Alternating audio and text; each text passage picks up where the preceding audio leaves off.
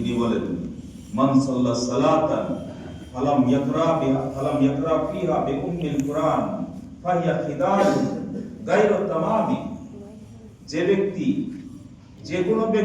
কোনো নামাজ, সুন্নত, ফরজ, নফল, তাহাজ্জুদ যা হোক না কেন, যে কোনো নামাজ বলা হয়েছে সালাতান, বড় ছেলেরা বুঝবে না কেন, সালাতান যে কোনো নামাজ, অনির্দিষ্ট করে ফরজ না সুন্নাত না নফল তা বলা হয়নি, যে কোনো নামাজ। আল্লাহ রাসূল বলেছেন যে কোনো নামাজ, মুসলিম শরীফের হাদিস, সহিহের মধ্যে কোনো সন্দেহ নেই। যে কোনো নামাজ যে কোনো ব্যক্তি পড়ুক, মুক্তাদি হোক যে ইমাম হোক, যে কোনো লোকই হোক না কেন, মানুষ হোক না কেন, যে কোনো নামাজ হোক না কেন, পড়ে ফালাম ইয়াকরা ফিহা বিউম্মিল কুরআন, এবং সে কোরআনের মা। সূরা ফাতিহার অনেকগুলো নাম আছে, তার মধ্যে একটা হচ্ছে উম্মুল কুরআন।